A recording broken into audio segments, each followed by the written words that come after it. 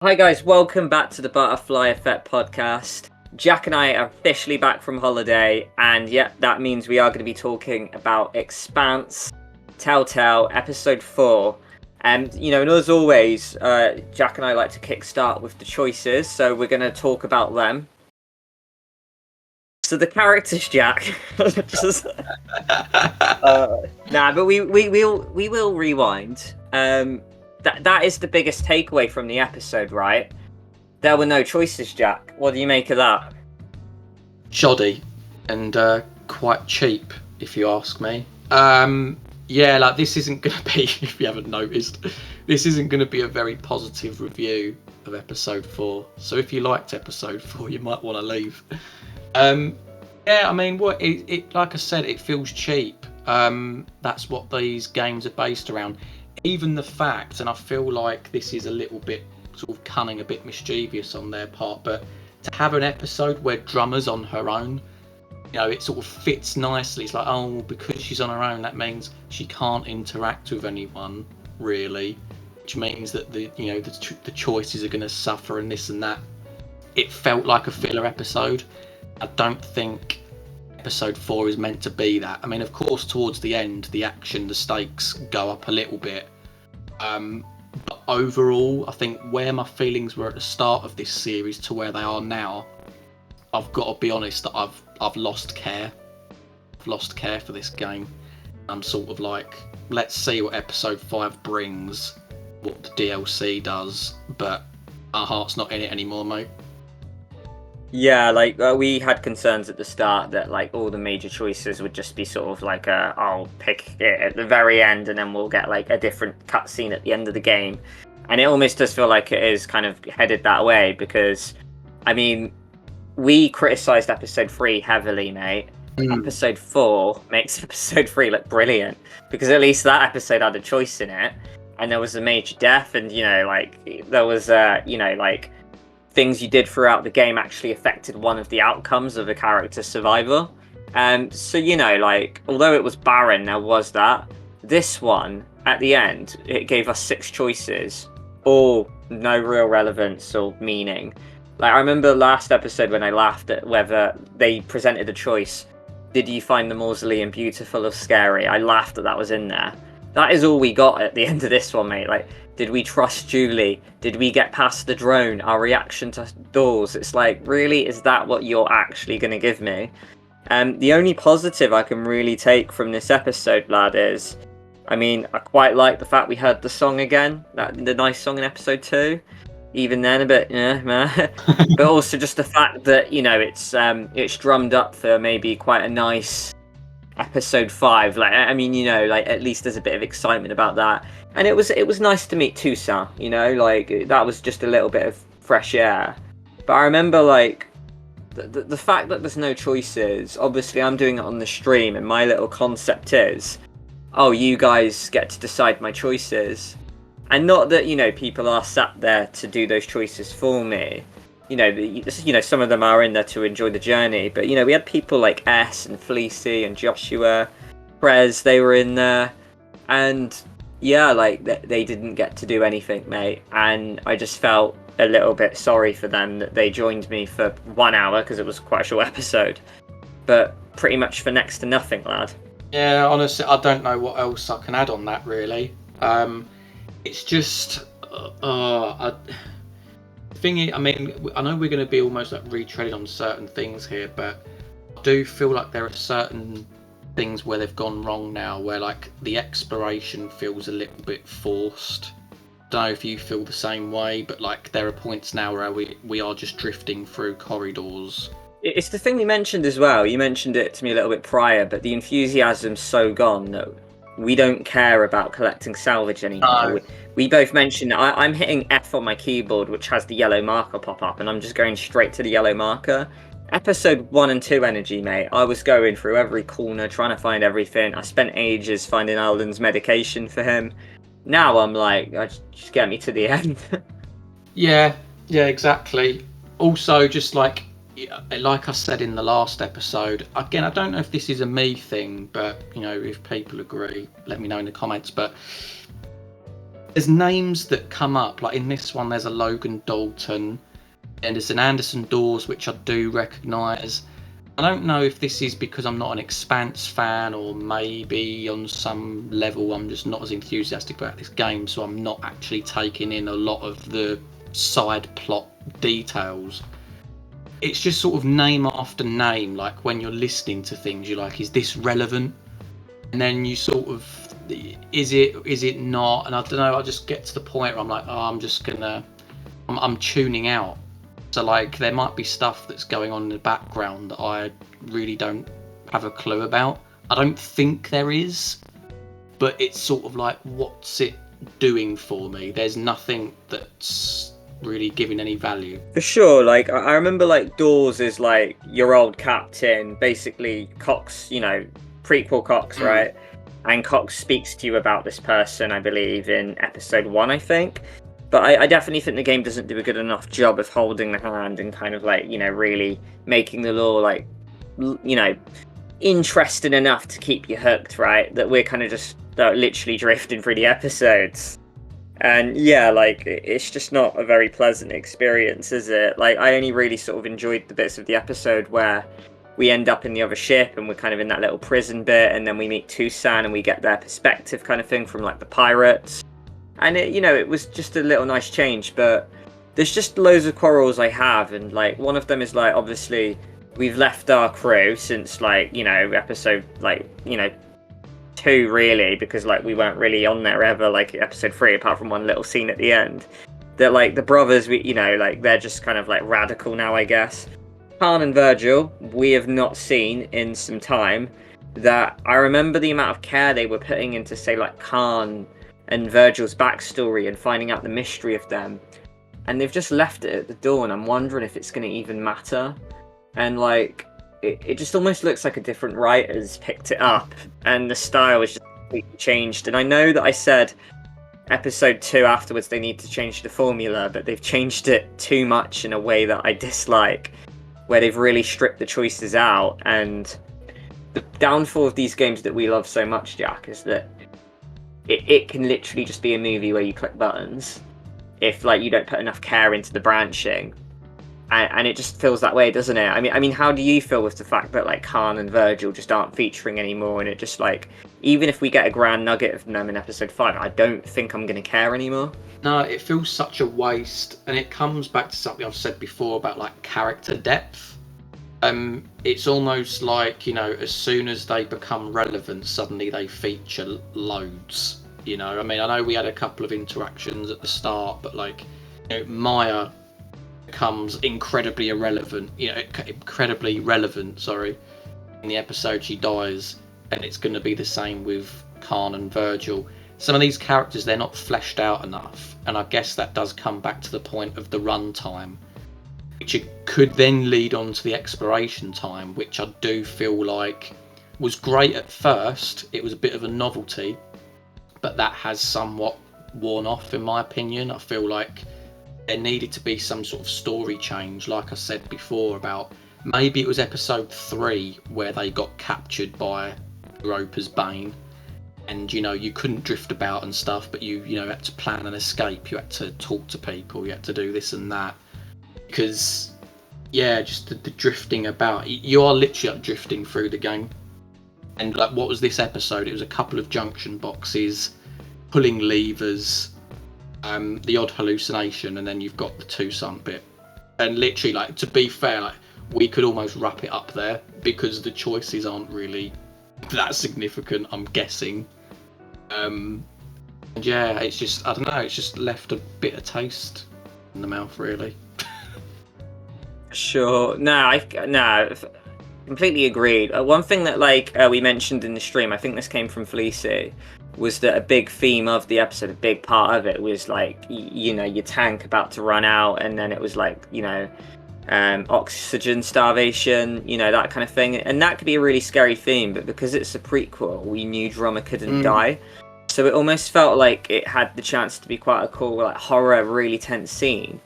But I'm just sat there thinking, like, I know Drummer can't die.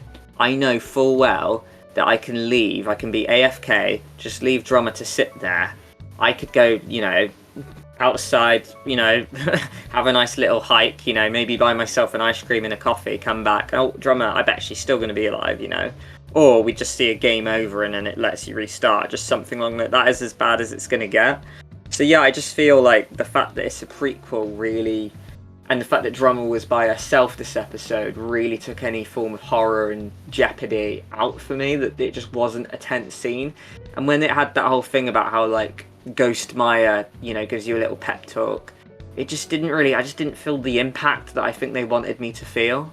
No, neither. And to be honest, that makes that video that we did, about the TV characters, whether they should feature in interactive games, all the more relevant, because we're literally circling back to that point again where we know she can't die. So the sense of the stakes and the jeopardy is just not really there. But I don't know, did you want to go through the choices, lad? Want to compare, or? Yeah, I mean, sure. Like, choices in big quotation marks. Yeah, but... strap in, guys. This is going to be, quite, the roller coaster. I'm pretty sure, lad, I was in the majority for all of them. I told Dawes that he was in my past. Oh, right. I told him he was in her head. Oh, okay. Apparently, I told Dawes to shut up. I did the same. But it just seems like I'll question the it seems like dialogue options. Like, these aren't going to affect the game at all. None 6 of these choices. I made it past the drones as well, mate. But I reckon if I didn't, it probably would have just sent me into a cutscene where I escaped the drones. That's what I reckon happens. Yeah, that, or it kills you and then it comes up. You fail again. Yeah. I made it past the drones as well first time. Got the achievement as well. Yeah. Oh yeah, funny enough, like we'll speak achievements actually. That one popped for me, but no other ones did. So like my trophies have always been glitched. Apparently I've done that, but I haven't completed the episode. So make that what you will. Right. Okay, that's a bit odd. So yeah, apparently I've got all of the achievements in episode 2, and I've passed the drones in episode 4, but I've somehow missed everything else. But yeah, and speaking of sort of glitches and stuff, I did have another crash, and it was like right at the end during the spaceship battle. And then it just I had to make another stream, and then I played for 5 minutes. So yeah, it just was a bit of a weird one. Anyway, back to the choices though. I called Dawes a hypocrite rather than a killer. I mean, I've got it here as 48%. I've written down that I've called him a liar. But I don't know why I've done that. Maybe I think killer rings a bell more. I think I called him a killer. Oh, okay, yeah. There was that random girl, like the cell thing, and I just told her, I was like, yeah, we need to work together to escape. Sure, fuck it. I don't care. This is who I am. Yeah, same here. It was at this point I really was starting to tune out, and it hit like roughly the hour mark. Maybe it was coming up to the hour mark, and I was like, well, it's going to wrap up soon, so I can just go a bit more ruthless with it. And I told Tucson that I loved Maya. It made sense because obviously, I had quite a nice arc with her, and I thought, fuck it, this might get some form of depth and life into the characters. I was like, if that's going to help the cause, I will inject a little bit of life in the game from what I can do. And I did the opposite. To be honest, it seems like one of them choices where, like, even if I retaliated a bit, it feels like that the conversation would naturally get to the same line of dialogue either way. Yeah, that's it. Like, Prez Alex Witt literally says, "You're mean" versus "You're very mean." I mean, I think that's true, right? Like, I think that is basically it. But that's the thing. Like, the only sort of choices that have really affected the game so far are the ones that affect whether Maya lives or dies. Right, to do with the island choice, which, in my opinion, is a little crooked itself, where you've got to do 3 to 4 things correctly. And one of them is a play fight. Like, that is just stupid to me. Like, that just seems really disjointed, and I'm not really a fan of it. Like, I get the leg thing, and I get the medication thing. Make it them two. Don't make it a play fight. Like, imagine if you got the guy meds, and you didn't cut off his leg, but you let 2 brothers have a play fight, and then he's like, "No, I hate you. I'm spacing your girlfriend." It's just like, really? Is this the kind of branching we've gone for? So yeah, I'm very This epic episode here. Very positive analysis, mate. One thing that I just want to talk about, mate, is the relevance of the salvage, if you want to. Yeah, go for it, yeah.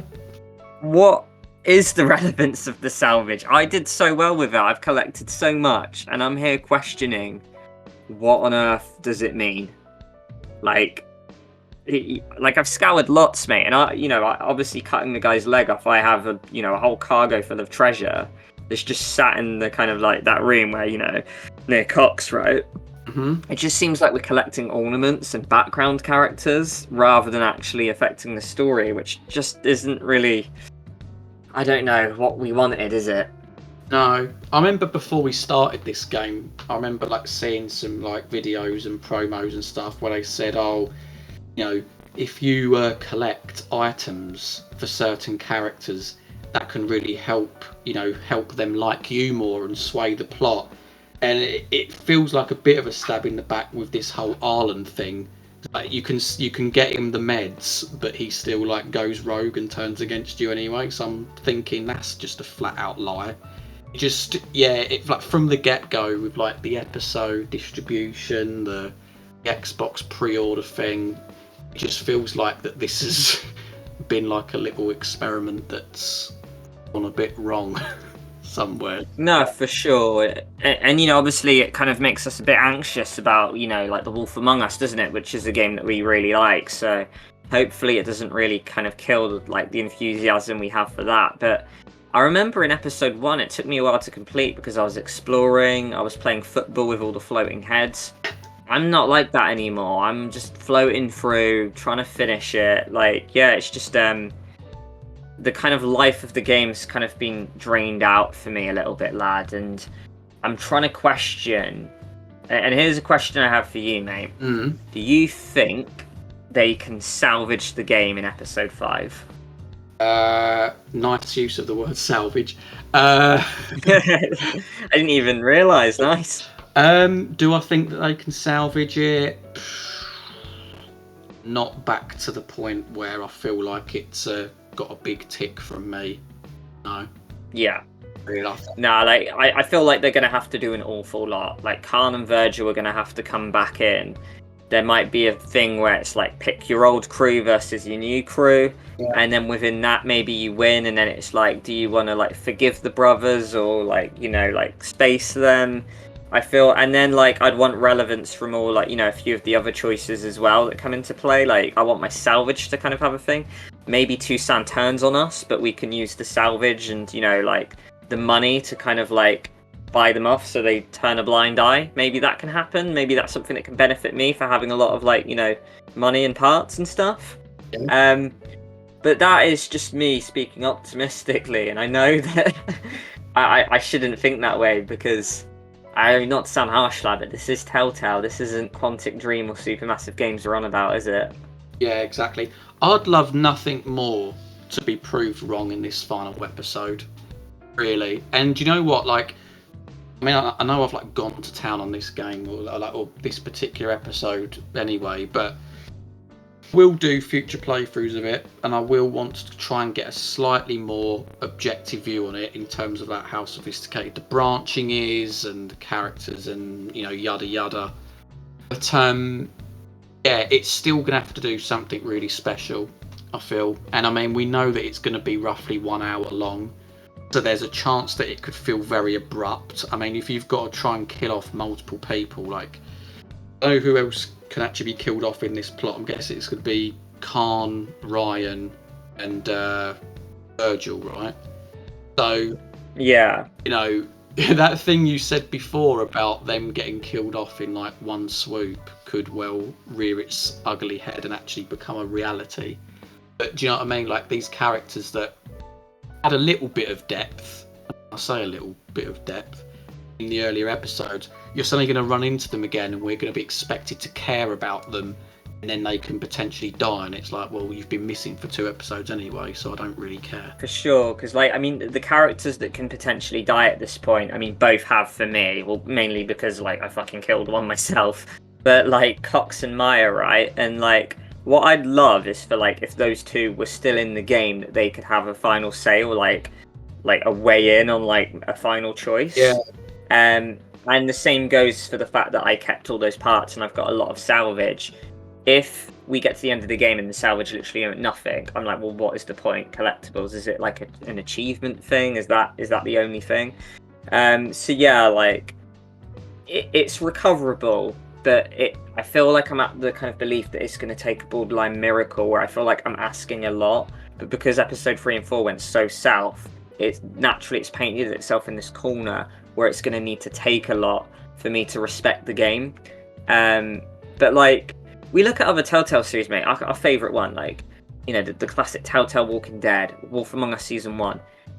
There isn't like a bad episode. There's ones that are weaker than others, but I still could hold my head up high to say I enjoyed all of the episodes. You know, with this one, I would flat out say it. Like, I didn't really like episode 3 and 4. I walked away underwhelmed, and it's like two. You know, that's like every fortnight, right? So that is a month that I'm kind of like seeing this game in a negative view, and I know that's kind of a long period, isn't it? Yeah, and you know what is true, because I mean, if you even look back at them games, the branching might not be the greatest, but the stories hold their own.